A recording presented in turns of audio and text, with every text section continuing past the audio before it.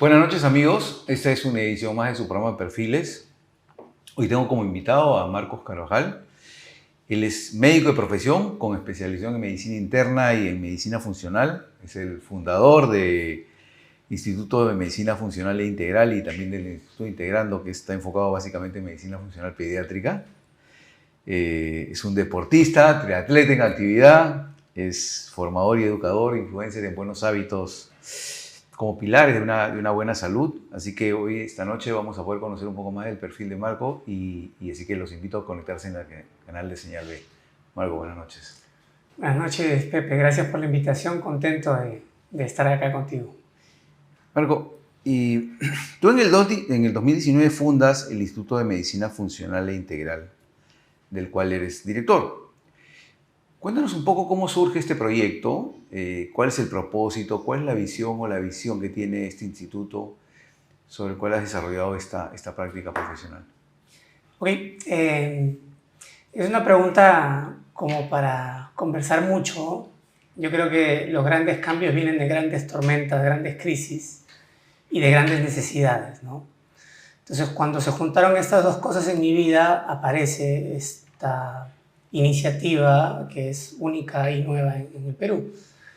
La crisis era una crisis personal de vida, donde el ritmo de ser un médico que trabajaba en emergencia, que trabajaba en consultorio y llevas una vida pues durmiendo mal, comiendo mal, hace que llegue un punto que tu cuerpo no dé. Entonces había una crisis personal de sentirse mal. Y además de eso, comenzar a buscar respuestas a cosas que ya teniendo 15 o 20 años de médico ves que algo le falta al sistema.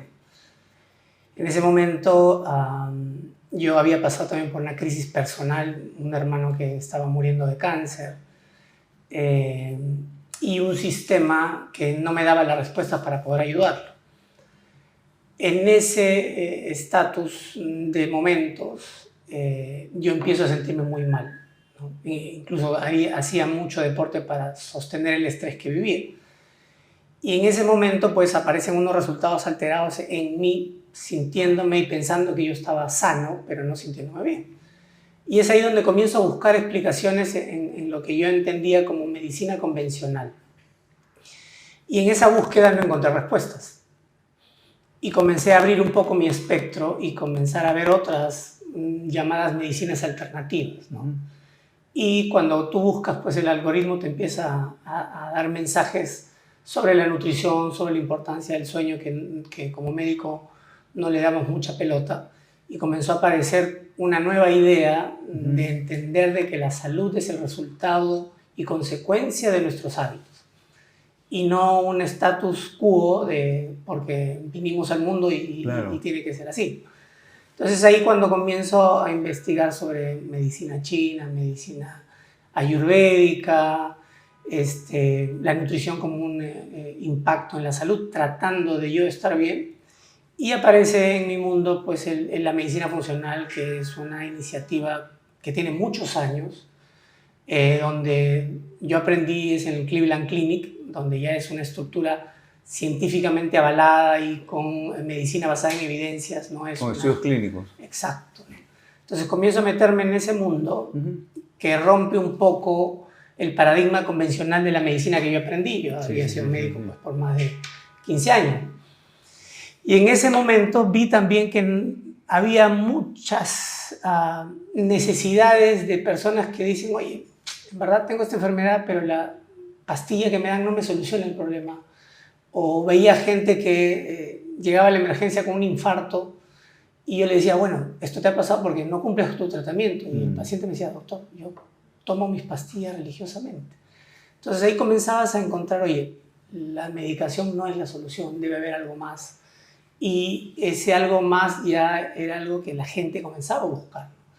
Y como conversábamos hace un ratito, es penoso que a veces en nuestro entorno, en nuestro contexto, no tengamos esas alternativas. Exactamente.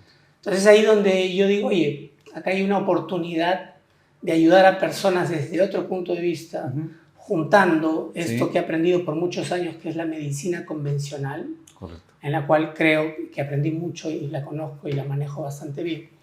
Y esto nuevo que vengo aprendiendo, siendo yo mi primer paciente, porque todo lo que aprendía lo aplicaba en mí, ¿no? Desde dietas cetogénicas, ayuno, mejorar mi sueño. Yo antes dormía 2 o 3 horas al día, en hacer una actividad física saludable, no una actividad física intensa que no necesariamente es saludable. Ah, mira, qué interesante. En manejar el estrés, ¿no? Justo hablando de eso, justo usted leía que en el Instituto integran el concepto de prevención y salud plena, ¿no? Tienen 4 ejes. Uno es la buena alimentación, que es la que se mencionó, la actividad física, el sueño reparador, la salud mental, ¿no? Y dime, ¿cómo estos 4 factores pueden influir en el desarrollo no solamente de las personas adultas, sino también de la niñez? Porque también tienes un instituto que está enfocado en la niñez. Exacto. ¿Cómo funciona eso? Primero tenemos que entender que nosotros como seres humanos, o sea, seres vivientes, somos producto de la evolución. La evolución es el estrés necesario que hace que nosotros hayamos ido adquiriendo en el tiempo capacidades que nos permiten ser hoy la pirámide de la evolución como seres humanos, ¿no? En ese mundo, ¿no?, que presionó nuestros genes, es que el cuerpo funciona.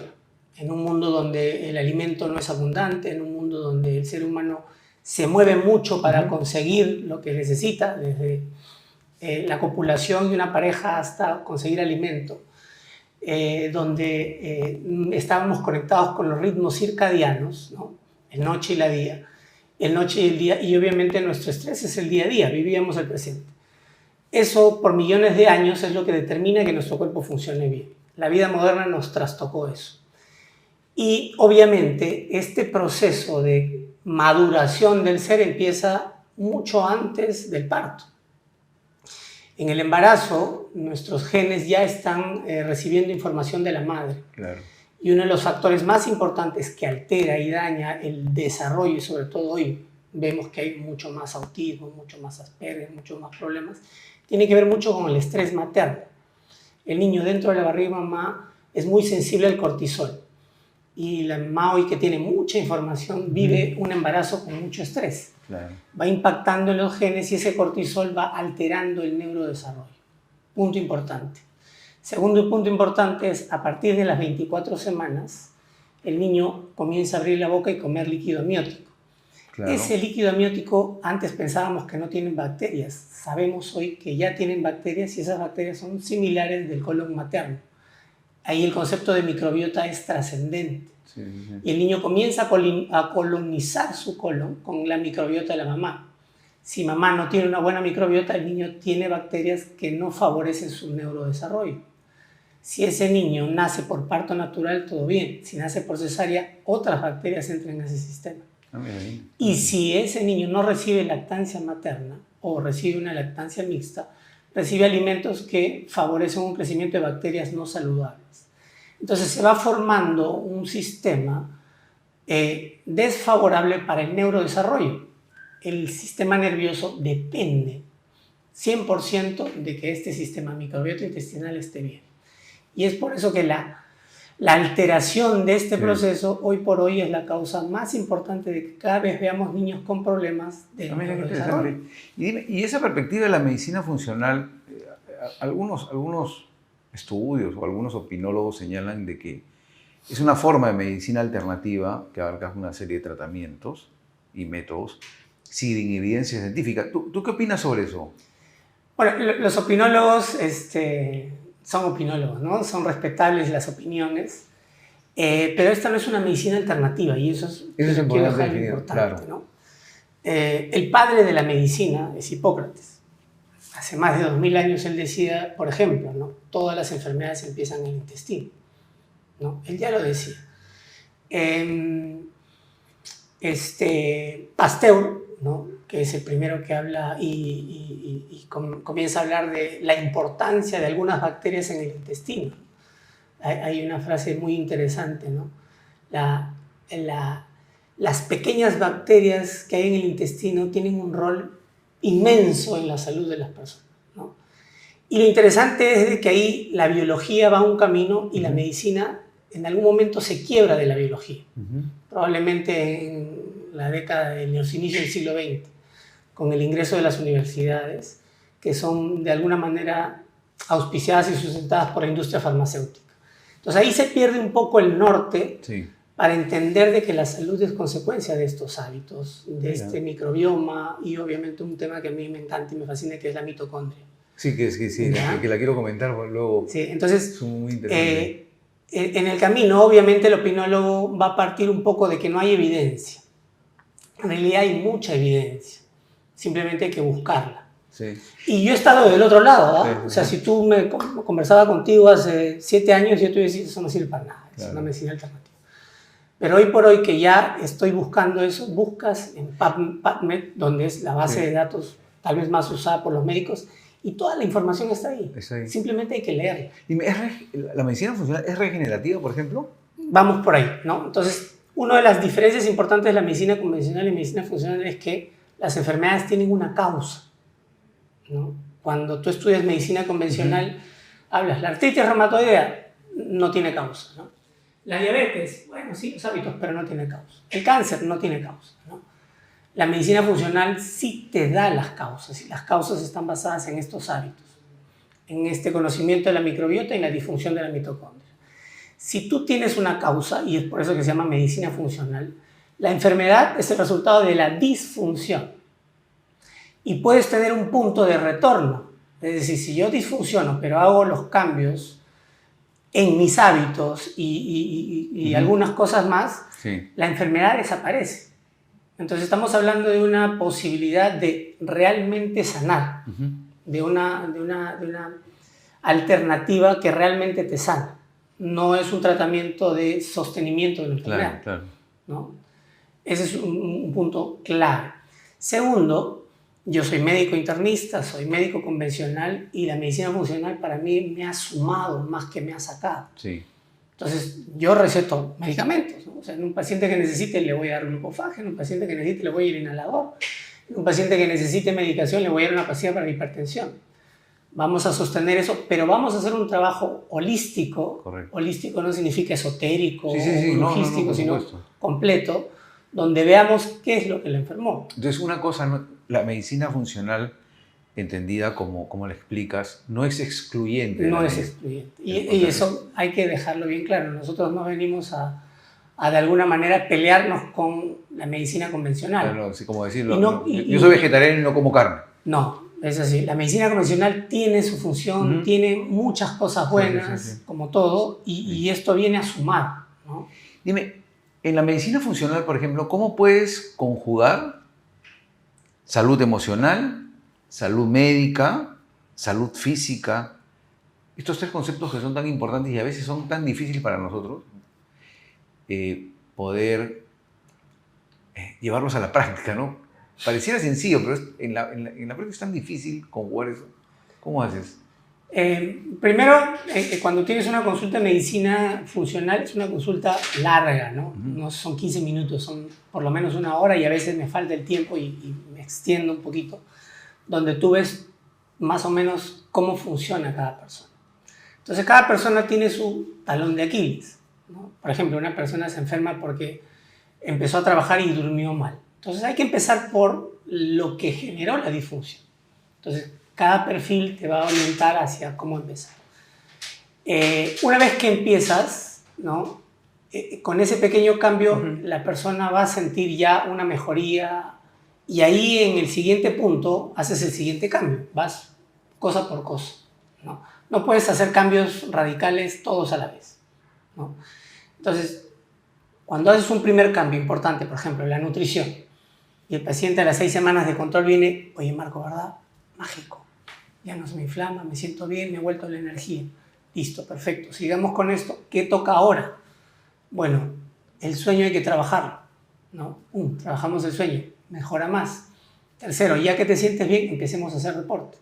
¿Cómo lo vamos a hacer? Empieza con esto, muy padre. Y una vez que ya has conseguido esos 3 pilares, entramos al más difícil, el de las emociones y el estrés, ¿no? Ese tal vez es el más, la salud emocional, el menos tangible, ¿no? Claro. Entonces ahí hay varios conceptos que nos ayudan, ¿no?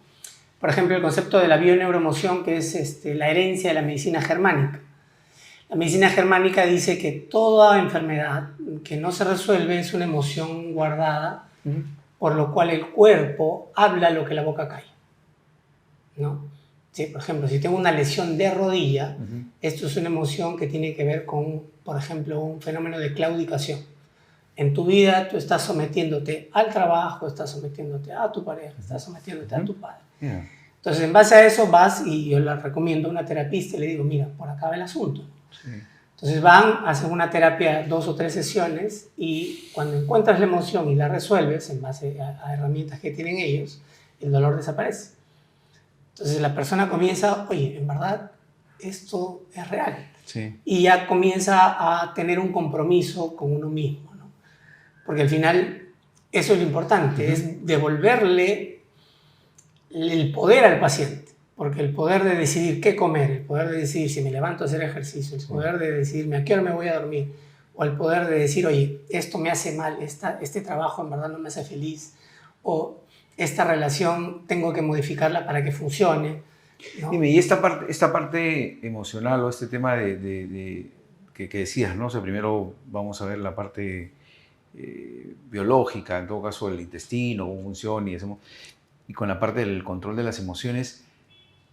¿Hay alguna terapia? Por ejemplo, el yoga es una forma alternativa, es un mecanismo que te permite controlar tus emociones, ser mucho más,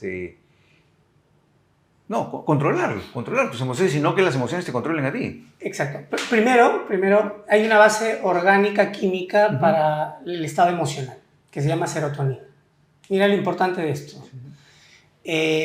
La serotonina se desgasta mucho cuando uno está en estrés. Un estrés que no necesariamente es la muerte de alguien, sino el día a día y la cotidianidad de ese estrés. Te desgasta la serotonina.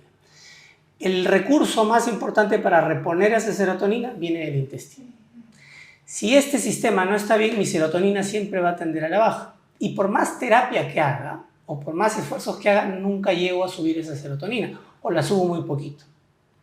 Entonces, si nosotros trabajamos primero acá, mi nivel de serotonina va a mejorar. Entonces, imagínate, el paciente que trabajó su intestino y su serotonina está acá y el que no la trabajó. ¿Quién tiene más posibilidades de hacer un trabajo emocional más importante? El de acá. Y acá ya hay varias alternativas, ¿no? Y hay que escoger qué alternativa le va bien a cada persona. Por ejemplo, cuando yo tengo un hombre y una mujer, a un hombre es difícil que le mande yoga, ¿no? Porque el hombre no se conecta con el yoga, hay unos prejuicios por ahí, ¿cierto? Pero lo mando a jugar fútbol, ¿no? Porque en el fútbol uno grita, patea, rompe y libera. Por herencia evolutiva, el hombre elimina el estrés saliendo a cazar, saliendo a pescar, saliendo a hacer ejercicio. Entonces el hombre le va mejor manejar su estrés haciendo deporte. Dentro de los ejercicios que más bajan el estrés, bajan el cortisol, hay evidencia científica de que bajan las citoquinas inflamatorias, TNF-alfa, interleuquina 6, hay muchos estudios que el deporte baja esos niveles. Por ejemplo, el que más ha demostrado tener más resultados es el surf, correr tabla. Más que el yoga. Se ha comparado con el yoga y el surf está un poquito más que el yoga. Interesante. Ahora, si salimos del global, el ejercicio que más te baja el estrés es el que más te gusta. Exactamente. Es un error decirle, oye, Pepe, tú tienes que ir a nadar. Pero Marco, no me gusta nadar. Pero es que la natación es el deporte. Vas a ir a nadar y en un mes vas a dejar de ir porque no te gusta. No, y algo que compartimos, yo no lo practico con tanto, pero sí, yo por ejemplo el running, para mí el running es una forma de vida.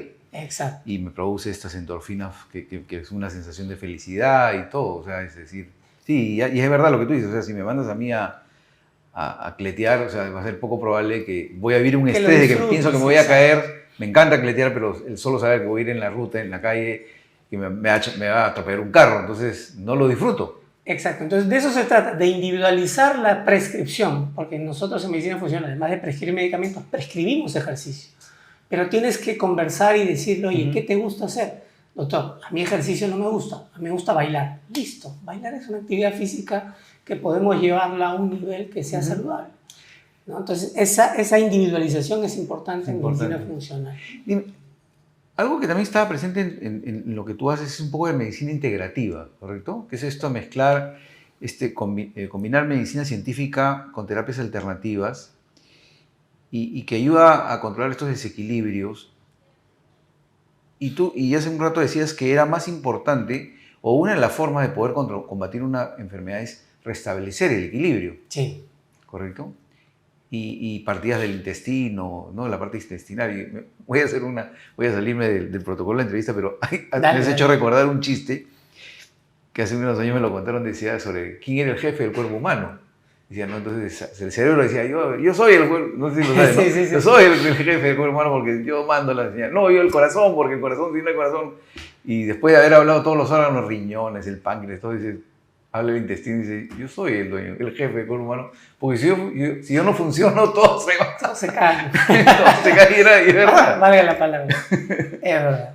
Es verdad. Por ahí dime, ve el asunto. Sí. Y una cosa importante en la medicina integrativa, que son estos, por ejemplo, la medicina ayurvédica y la cúrcuma, ¿no? Sí. En realidad nosotros tenemos una sabiduría ancestral, ¿no? Que el método científico robó la ciencia de la ciencia. O sea, si tú revisas un poco la evolución de la ciencia, Platón, Aristóteles, Hipócrates, todos eran científicos porque obviamente utilizaban el pensamiento para generar en base a la observación una conclusión, que eso es la ciencia, ¿no? La observación te lleva a una conclusión, ¿no? Después ya viene el método científico. Y el método científico consiste en que si yo no lo puedo demostrar, no existe, no es real. Entonces el método científico es una limitante, porque tú tienes que hacer un experimento para que lo que estás observando sea validado por la ciencia. Pero la limitante es el método científico. Tengo problemas para demostrar lo que estoy viendo, porque no puedo replicar y no puedo manipular la naturaleza. Y a veces somos reacios a seguir lo que nuestro sentido común nos dice porque no queremos aceptar lo que estamos viendo. Una consulta, en el caso, por ejemplo, de la medicina funcional y esta integrativa que habíamos, y al aplicar algunas prácticas no tradicionales, por decirlo de una manera, o convencional, no convencionales, por ejemplo, la acupuntura, los masajes, los suplementos alimenticios, la meditación, ¿influyen, por ejemplo? Sí, claro, o sea, a eso me refería, ¿no? Con el método científico. Como es difícil llevar ese método científico a encontrar evidencia de esas cosas, la medicina o convencional o la ciencia bloquea esa información, ¿no? Pero sabemos de que esas cosas funcionan y han funcionado desde hace 1000 años, antes de que exista la estructura de la medicina convencional. Entonces, utilizar esas cosas, ¿no? Ancestrales, como los masajes, ¿no? En medicina ayurvédica hay prescripción de masajes 2 veces a la semana, 1 vez a la semana. ¿Qué tiene que ver el masaje? ¿No? Nuestro sistema está interconectado, no solo por los nervios, no solo por las venas, no solo por las arterias, no solo por los músculos, sino hay un sistema que se llama fascia, que son vías de conducción que van de arriba abajo. Esas fascias tienen que tener cierta elasticidad. Si esa fascia está contracturada, la vena o la arteria no pasa bien, los nervios y los impulsos nerviosos no pasan bien, el sistema linfático, que es un sistema de drenaje de toxinas, no pasa bien y nos estamos intoxicando. O sea, es como a una ciudad bloquearle todas las salidas. Va a un momento a explotar. Y eso es una fascia, ¿no? Entonces, si nosotros trabajamos en la fascia en base a masajes, acupuntura, hoy por hoy punción seca como alternativa a la acupuntura, pero en el occidentalismo, estiramientos, todo eso es trabajar en esa estructura muy poco conocida que se llama fascia.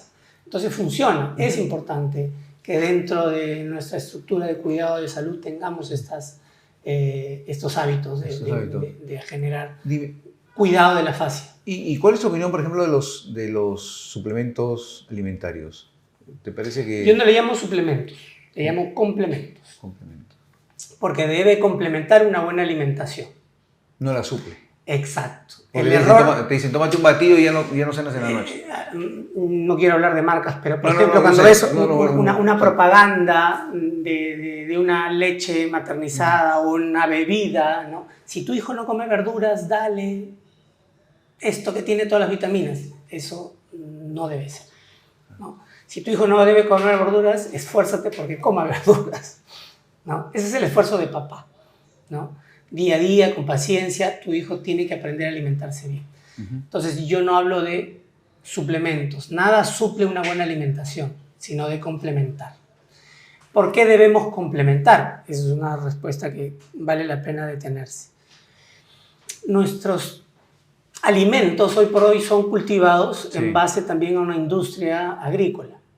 Una industria agrícola que hace que esa tierra, que antes daba, voy a hablar desde mi ignorancia, 1 o 2 cultivos al año, hoy tiene que dar, por la sobreexigencia de la demanda, 5 cultivos al año. Esos 5 cultivos al año significa que se aceleran los procesos de crecimiento de las verduras. El proceso de crecimiento significa maduración, es decir, que esa verdura tenga todos los nutrientes necesarios que tiene que tener. Pero si tú acortas ese tiempo, esa verdura ya no tiene el 100% del magnesio, de la vitamina B1, del calcio, sino tiene menos. Y eso es lo que tú vas a comer. Si tú comes eso, ya de plano, ¿no? Tu antepasado Homo sapiens comía 100 veces más magnesio en esa espinaca que lo que comes hoy. Entonces ya ahí, per se, por el tipo de alimento y de dónde viene, ya tenemos una deficiencia, una menor cantidad de nutrientes, ¿no? Y segundo, ese Homo sapiens no tenía tanta demanda en el día a día, no gastaba tanto, ¿no? ¿Qué quiere decir eso? Que nosotros hoy en la vida moderna gastamos mucho y no podemos aportar con la alimentación todo lo que necesitamos. Ahí tenemos que complementar. Esa es la palabra clave, complementar. Sí. Y volvemos al intestino porque ahí, como dice tu chiste, si este sistema no está bien para absorber, yo puedo comer muy bien, pero no es suficiente porque no lo voy a absorber. Entonces, se trabaja acá, se come bien y se complementa, ¿no? Es un error y ese es el fracaso un poquito de que muchas personas, a mí me dijeron que tome esto y no me hace nada. Porque no te va a hacer nada, ningún suplemento, ninguna pastilla tiene el poder de sanarte si tú no corriges tus hábitos. Hemos hablado de complementos, de una serie de temas. Y el agua, por ejemplo, ¿por qué es tan importante tomar agua? Más allá de que nos proporciona minerales. ¿Dónde para ti, por ejemplo, radica esta magia del agua? ¿Cómo puede influir? Tú acabas de decir una cosa muy importante, ¿no? El agua proporciona minerales, no solo agua. Entonces volvemos a ese diseño evolutivo, ¿no? Hay un libro muy interesante que se llama Diseño Evolutivo, de cómo se diseñó el hombre. Entonces el hombre se diseñó tomando agua ¿de dónde? ¿De una botella plástica como nos la venden ahora? ¿O iba a un pozo, iba a un río, sacaba, dejaba que se sedimente un poquito y de ahí tomaba el agua? Esa agua tenía minerales, ¿no? Tenía sodio, magnesio, cobre, molibdeno y un montón de cosas. Entonces el agua no solo es agua, el agua es minerales, ¿no? Entonces hoy por hoy nos han quitado esos minerales y tomamos solo agua. Tenemos deficiencia de minerales también, ¿ya? Entonces, y es importante entender de que de alguna manera debemos complementar nuestra agua con esto. Entonces una alternativa, por ejemplo, de en las mañanas tomar un medio vaso de agua con media cucharadita de sal de mar, sal de maras, ¿no? Ahí le está dando minerales. Dicen, ¿no? También hablan del bicarbonato. Yo no creo mucho en el bicarbonato, pero sí tomar sales, ¿no? Sí. Y en realidad la vida empieza en el agua. Nosotros somos 50-60% agua. Todas las reacciones químicas funcionan en el agua. El agua es el transportador. Un vientre lleno de agua. Entonces, en verdad, tenemos que estar bien hidratados y es el elemento fundamental para que la vida funcione bien, ¿no? Marco, hoy se habla mucho, por ejemplo, del índice glucémico en los alimentos. No se habla de esto de la resistencia a la insulina, la diabetes tipo 2. ¿Cómo afecta este índice en nuestro cuerpo, en nuestro organismo, por ejemplo? Y desde la perspectiva de la medicina funcional, integrativa que tú realizas. Ya, acá hay una hormona clave que es la insulina, ¿no? La insulina es la hormona, yo le llamo la hormona del oso, ¿no? El oso cuando sale a la hibernación sale con 2 hormonas muy disparadas, ¿no? Uno porque si no sale a la hibernación se muere, que es el cortisol, ¿no? Y la otra hormona es la insulina. Y la insulina lo que hace es hacer que todo lo que coma el oso lo guarde en grasa. ¿Y por qué lo tiene que guardar en grasa? Porque esa grasa le va a permitir al siguiente ciclo hibernar y sobrevivir. Entonces la insulina tiene como objetivo guardar la grasa. Y lo que alimentariamente estimula la insulina son los carbohidratos. ¿Ya? Entonces, partiendo de ese punto, cualquier carbohidrato va a estimular la insulina. Entonces, hay alimentos con mucho índice glicémico, es decir, que estimulan mucho la insulina, y otros bajitos. ¿Ya? Si yo soy una persona estable y estoy en equilibrio, puedo comer carbohidratos sin ningún problema porque mi insulina no se va a disparar. Pero lamentablemente el mundo moderno hace que la mayoría de personas estemos inestables. Y comer carbohidrato nos dispara esa insulina y hace que comencemos a acumular grasa, ¿no? Entonces, personalmente, pienso de que no debemos comer tanto carbohidrato, ¿no? Nuestra alimentación debe tener un 20% de carbohidratos, sino como en los años 70 se hizo este cambio de la alimentación a bajar las grasas, bajar las proteínas y subir la cantidad de carbohidratos. Eso ha generado, cuando tú ves tablas de enfermedades, una curva creciente de enfermedades metabólicas, dentro de esas la diabetes y el hiperinsulinismo. Entonces, la consecuencia o ese estado de hiperinsulinismo es por los carbohidratos. Entonces, escoger entre índice glicémico bajo, a mí no me funciona. A mí me funciona no comer carbohidratos, y cuando quiero comer algo que me guste, pues le digo a mi paciente, en verdad, si tú comes bien toda la semana y un día te quieres comer una chirimoya, es más saludable eso que comer todos los días tus frutitas de bajo índice glicémico en la mañana, ¿no? La gota no rompe a la piedra por su fuerza, sino por su constancia. Por su constancia, exactamente. ¿No? Y dime, y desde la medicina funcional, por ejemplo, ¿cómo se combate este fenómeno que es la resistencia a la insulina, que lo leo, lo escucho, sale en TikTok, o sea, en fin, el mayor porcentaje del problema de insulina es alimentación. Alimentación. ¿No? Entonces, la mejor herramienta, y si tú me dices, Marco, quiero revertir mi hiperinsulinismo con alimentación en corto plazo, dieta cetogénica saludable o dieta low carb, ¿no? Que es quitarte los carbohidratos, alimentarte de grasa, proteínas y vegetales y verduras, ¿no? Esa es la primera herramienta nutricional. Un porcentaje no funciona con eso.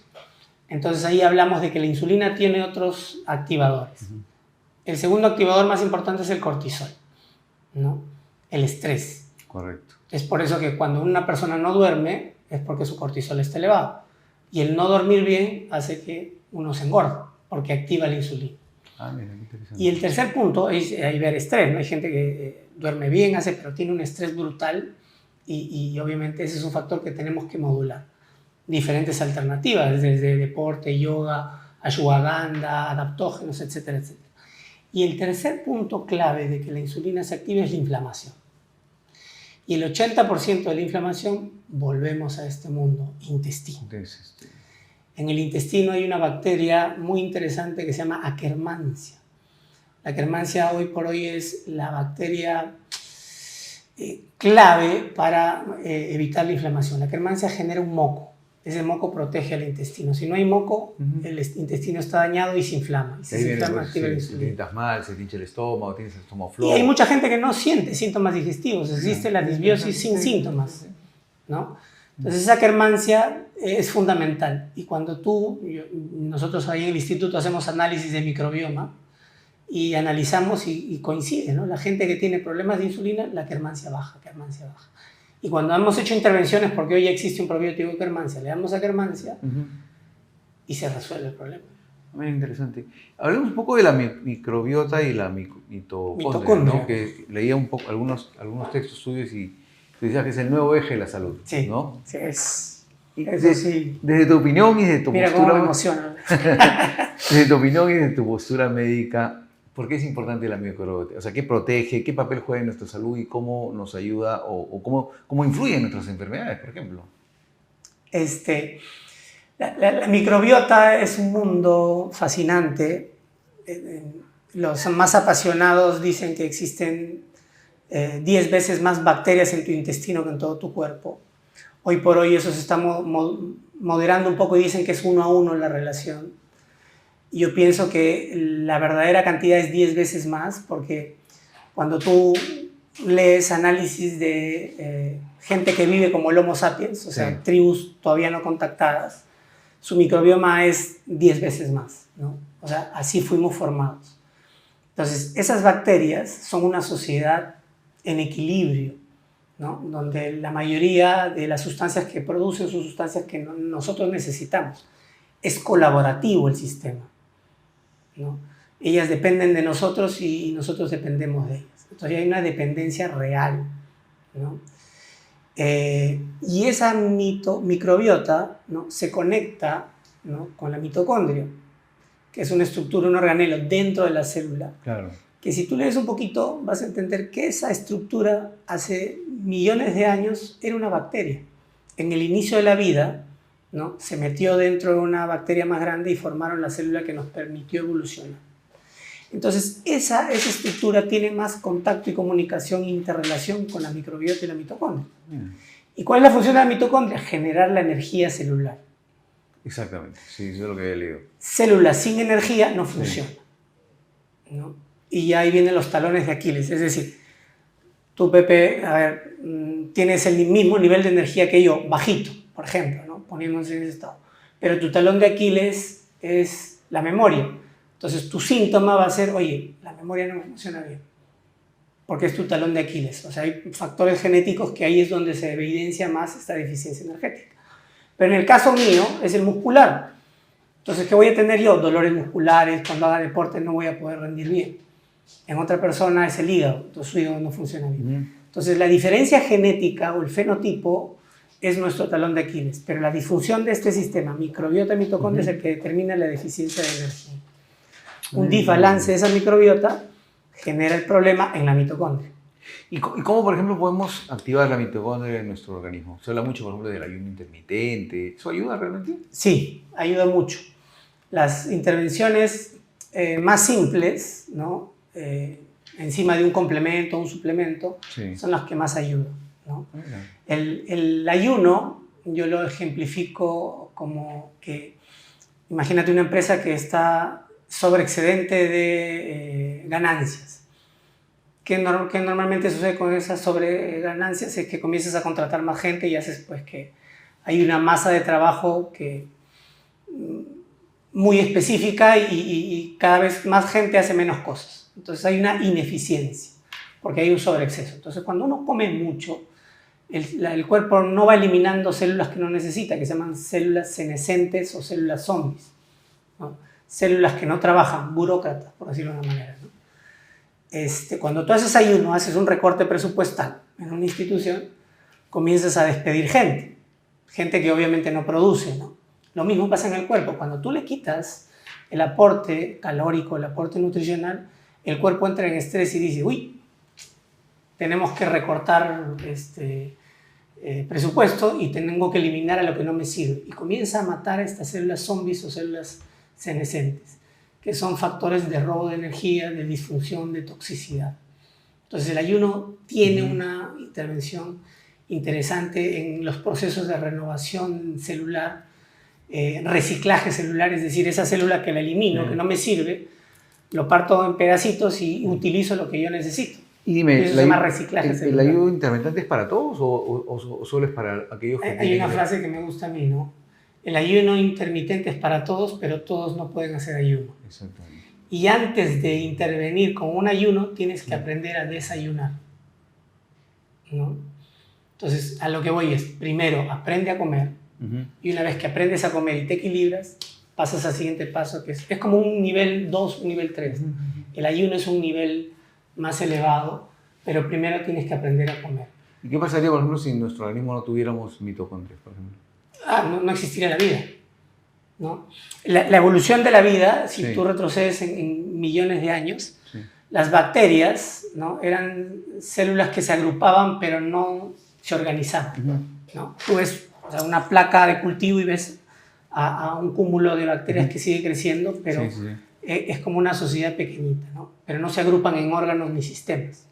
Cuando esas bacterias comenzaron a confluir, ¿no? Sí, se juntaron, se organizaron y gracias a eso comenzaron a aparecer los seres pluricelulares, que eso nos lleva hasta ahora. Entonces, si no hay mitocondrias, no podríamos existir. Así de simple. O sea, la vida y la muerte es un nivel de energía. La diferencia entre estar vivo y estar muerto es la energía que produzco. ¿Quién produce la energía? La mitocondria. Perfecto. Si no hay mitocondrias, no hay producción de energía. La energía se produciría por un sistema básicamente fermentativo, bacteriano, volveríamos a ser bacterias. Y es por eso que cuando morimos, ¿en qué nos convertimos? Todo nuestro sistema y materia se convierte en bacterias.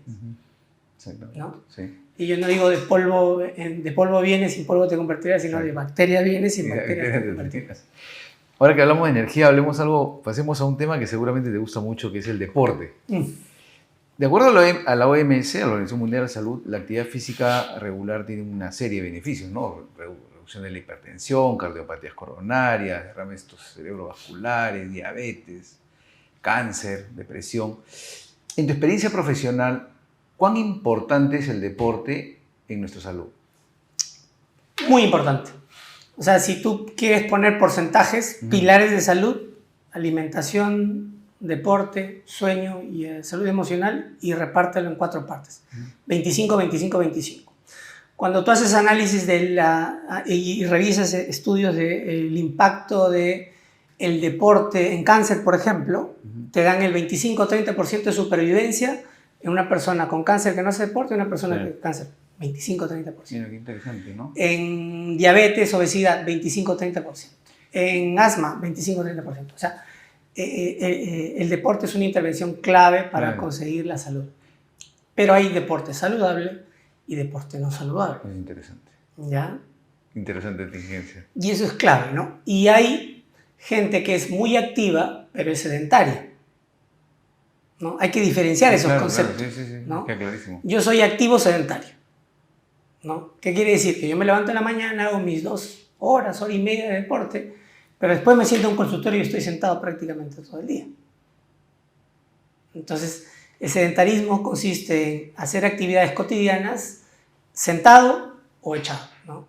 Hoy por hoy en pandemia yo veía a mi hijo, por ejemplo, escuchar sus clases echado, ¿no? En la computadora.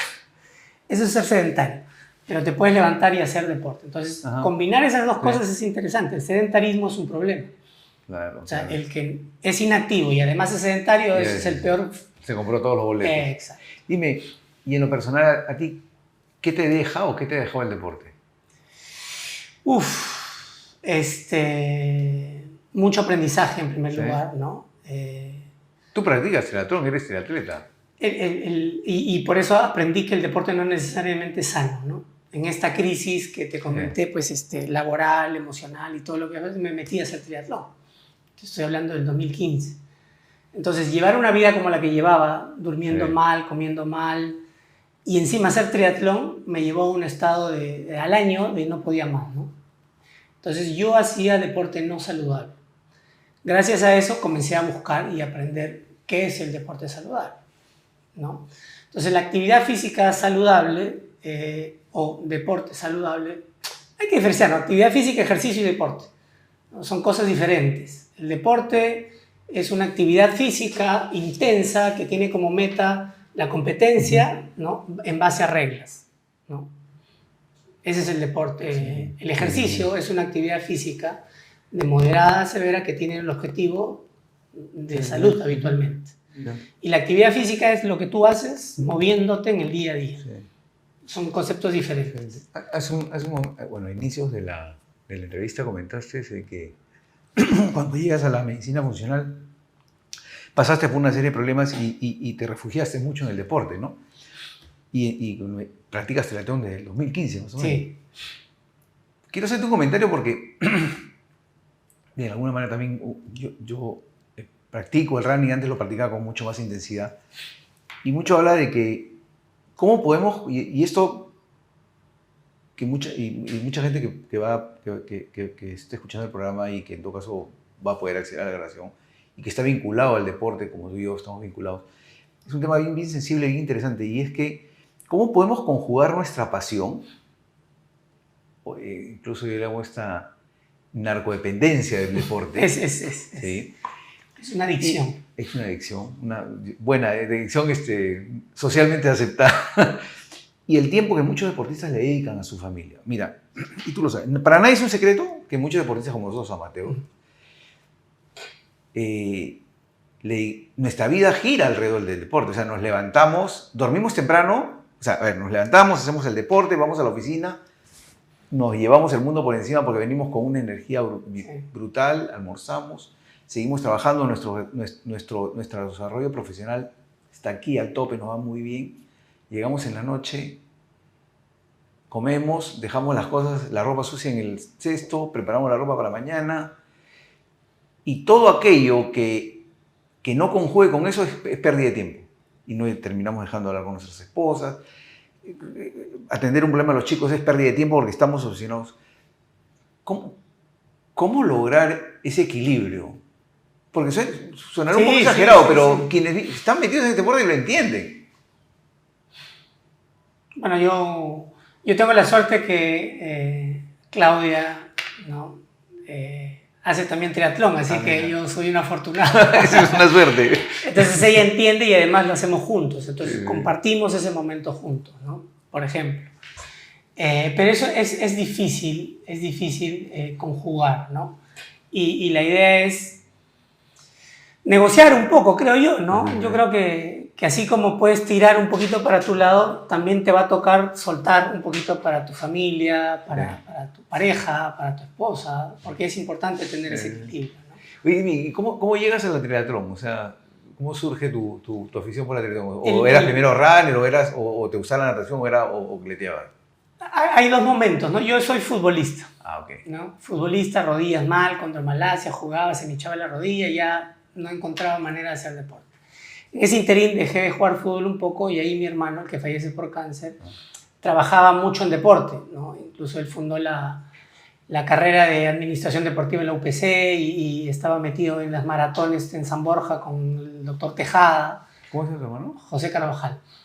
Sí, él estaba metido en la organización de las maratones Adidas, ¿no? Claro. Entonces en la municipalidad de San Borja trabajaba con eso. Entonces un día me dijo, oye, corre conmigo, me han regalado un par de pases. Ahí fue mi primera experiencia y mira, en ese tiempo hice 5K o 10K, no sé, que para mí fue pues, wow, o sea, nunca más hago esto, ¿cómo llegué? O sea, imagínate mi sensación que para mí 10K fue tremendo logro.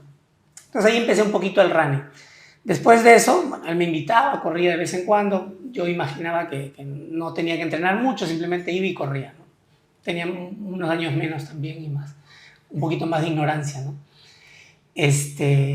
Pero en el 2015, ya cuando yo cumplo mis 40 años, me voy a Paracas con mis hijos. Y mientras mis hijos estaban jugando ahí, vi afuera un tumulto, ¿no? Y salí a ver, y era la triatlón de Paracas. Y dije, oye, ¿qué es esto? ¿No? Entonces me pareció, vi unas bicicletas lindas, vi la gente pues, con mucha pasión, estos locos saliendo de nadar y todo, ¿no? Dije, me puse a ver y vi cómo llegaban y el esfuerzo y me empecé a revisar qué significaba triatlón. Y en ese grupo salió un chico que era amigo mío, ¿no? Y le pregunté, oye, ¿cómo es esto? Me explicó, oye, quiero... me interesa meterme a este mundo, me jaló inmediatamente, fue como un amor a primera vista. Y es ahí cuando ya me contacto con el entrenador y me meto a entrenar, ¿no? Mira, qué bien. Y ya pues desde ahí... ¿Y cuántas tienes medios Ironman, 70.3 o tengo, has hecho ya? Si mal no me equivoco, 7 u 8 medios, sí. Y ya tengo 2 completas en mi haber. ¿2 Ironman completos? Sí. Qué bien. ¿Y es una experiencia. ¿Dónde los hiciste? ¿Dónde hiciste tu El primero en Vitoria-Gasteiz, que es el País Vasco, el norte de España. Qué dura hermoso. prueba. Y Barcelona el año pasado. Bueno, Barcelona es más plano, ¿no? Sí. Pero Vitoria es... Yo sí. Tengo la suerte de conocer Vitoria. Y ahora voy a volver a ir a Vitoria. ¿Ah, sí? Un Ironman más, sí. Además se come espectacular en esa zona, ¿no? Y algo un poquito que también viene a la pregunta anterior, ¿no? ¿Cómo conjugas el deporte con los placeres de la vida? Y es que y escuché hace mucho tiempo la palabra maraturismo, ¿no? Es decir, trabajas para la maratón, pero en el día de la maratón vas con toda la familia y después de la maratón pues te quedas unos días pasando vacaciones y disfrutándola. Entonces el maraturismo o el triaturismo, ¿no? Puede ser interesante para conjugar eso, ¿no? Sí, yo he tenido la suerte de que primero mi esposa me acompañaba a las maratones y hace unos años, antes de pre-pandemia, me acompañaron a la maratón de Nueva York, mis hijos.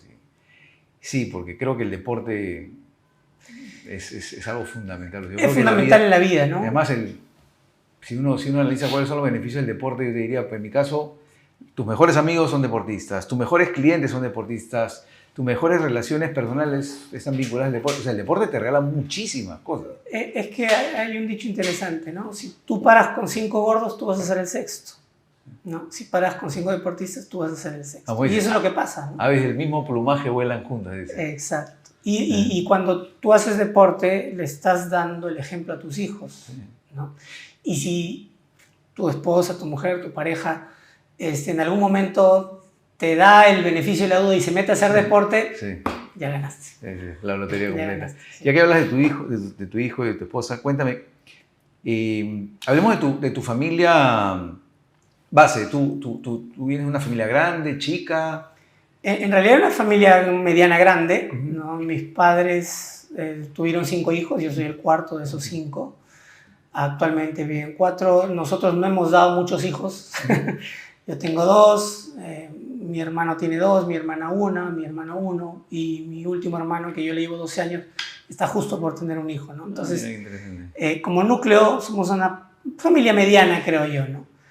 Pero para arriba, de la línea materna, sí, mi abuelo tuvo, pues, firmados y reconocidos 9, por fuera probablemente algunos más, por el otro lado 3, o sea, sí, en realidad es una familia que sí recuerdo reuniones familiares grandes, ¿no? Con muchos primos. ¿La describirías como una familia tradicional, una familia conservadora, liberal, si quieres decirlo? No, liberal no, yo creo que es una familia típica de la sierra peruana. Nosotros venimos del norte de la sierra de Chota, nosotros somos de Chota. Lindo Chota. Entonces tenemos esas costumbres de la sierra, ¿no? Nos gustan las sopas, el tamal, mucho carbohidrato en la alimentación, leche, cosa que hoy por hoy trato de reducir, pero cuando viene la añoranza, pues le meto un bizcocho con queso de buena calidad, ¿no? Claro que sí. Somos taurinos, claro, ¿no? Por herencia, mi abuelo construyó la plaza de toros en Chota. Tradiciones de ese tipo, yo muy fuerte, he crecido, ¿no? Con pelea de gallos, cosas que tal vez ya no participo, pero sí conozco y son parte un poco de mi infancia. ¿Y tu familia actual? ¿Tienes 2 hijos? Yo actualmente vivo con Claudia, que es mi pareja, soy separado de un primer matrimonio, tengo 2 hijos con esa pareja, Joaquín y Miranda. Joaquín tiene 17 años, hoy justo es su cumpleaños, Mira que... y Miranda, que tiene 15, ¿no? Actualmente vivo con Claudia ya hace 7 años. Sí. Nos conocimos en la triatlón, es algo más que para mí, tú me preguntabas, ¿qué para ti es el deporte, ¿no? Mucho aprendizaje.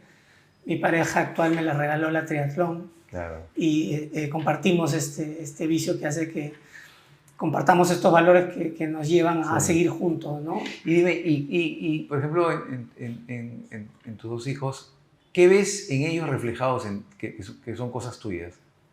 Por ejemplo, en el mayor. En el mayor, la lectura, ¿no? Soy un ávido lector, no leo mucho porque atiendo muchos pacientes. Si tú me dijeras, tómate un año sabático, me dedicaría a viajar un poquito y con un libro en la mano leyendo, no literatura convencional, sino leyendo sobre microbiota, mitocondria, el universo. Hoy por hoy me llama mucho el sistema nervioso, el cerebro es un mundo fascinante. La energía cuántica, la física cuántica, en ese mundo me está jalando, ¿no? Entonces él es un buen lector. Tiene también en este mundo el deporte, ¿no? Él le jala el básquet, ¿no? Ya hace preparación física, además juega básquet, es deportista, porque probablemente lo ha visto en mí, ¿no? Claro que sí. ¿Y tu hija? Y mi hija, los ojos puede ser, porque después es un poquito la antítesis, ¿no? Y a veces ellos son tus grandes maestros, ¿no? No le gusta mucho el deporte, cuando la llevo a hacer yoga un poquito reniega. No le gusta mucho leer, ¿no? Pero come mejor que el mayor, ¿no? Okay, todas las verduras, ahí sí. Es importante. Ahí sí con ella comemos ensaladas. Marco, vamos un poco a tu perfil personal. ¿Tú eres una persona que te consideras más pragmática o más teórica? Creo que pragmático. ¿Sí? En este aprendizaje que he tenido y en la vida creo que siento que tengo mucha intuición, ¿no? Entonces practico lo que escuché y después lo reviso. Por ejemplo, mi primer ayuno ¿no? En esto que me llegaba información del ayuno no lo estudié tanto como lo sé ahora. Sí. Pero dije, vamos a ver, pues, ¿no? Hagamos la prueba. Claro, claro que sí. Y me metí, hice un ayuno de 5 días. ¿Sí? Oh. ¿No? Y simplemente vi algunos videos en YouTube de qué se siente como para estar preparado. Pero hice el ayuno y lo que sentí a las 48 horas era una cosa que me desbordó, ¿no? Mira, qué interesante. Lucidez mental, energía, no tenía hambre. Entonces, en esa práctica después Sí. dije, ok, si esto funcionó, quiero saber Claro, sí. qué ciencia hay detrás de esto. Dime, No. ¿eres una persona emocional, por ejemplo? Emocionalmente contenida, Sí. ¿sí? O sea, soy muy emotivo en una película donde hay un final feliz, se me hace el nudo, lo retengo por esta coraza que uno como hombre le dijeron, tú no debes llorar. Claro. Y uno pone un escudo. Entonces soy emocionalmente contenido, te diría yo. ¿Impulsivo eres, por ejemplo? No me reconocí impulsivo, ¿no? O sea, soy de los pausados, tranquilos, hasta que explotan, ¿no? Claro. ¿No? Y en esa explosión sí, ahí ya me desconozco. Y dime, por ejemplo, ¿te consideras una persona soñadora, esta persona que trata de buscarse metas, tratar de hacer la realidad, o eres más bien terrenal? Soy un gran soñador. Sí. Y hasta tan soñador que podría definirme como mucho tiempo procrastinador. Mira. El instituto, si bien es cierto, soy fundador, creo que tengo que darle mucho mérito a Claudia, mi pareja actual, porque ella sí es pragmática total, y no solo pragmática, sino ingeniera, ¿no? Es decir, ok, si lo piensas, lo hacemos. Correcto. ¿no? Correcto. Entonces ahí tuve el match con ella, porque yo pensaba y ella, ¡pum!, lo aplicaba. Claro. Entonces, mérito un poco propio de que exista el instituto viene por esa complementariedad que tiene. Yo diría que es eso, ¿no? ¿Eres una persona espontánea? ¿Te gusta la espontaneidad o te gusta tener hábitos, rutinas? Creo que fluyo más, me siento más espontáneo. ¿Sí? Ah, mira, Sí, qué interesante. Sí, pero he adquirido hábitos que sé que son importantes para mi salud, ¿no? Pero me gusta, o sea, si me voy a un viaje, sí, me gusta ir sin tener nada listo, ¿no? Y un poco fluir a dónde voy, a dónde me quedo. Debes tener entonces un sentido, un espíritu aventurero. Sí. Sí. Claro que sí. Dentro de las cosas que quiero hacer está... ¿Y te gusta vivir la vida con intensidad? ¿Eres de los que vive el día como si fuera el último? No tanto. Creo que soy apasionado para algunas cosas, pero vivo el día con calma, diría yo. No adrenalínico, metiendo y pisando. ¿no? Me gusta ir más despacio en la vida, observando. Y ya con esta vamos a ir cerrando la entrevista. ¿Qué disfrutas más hoy?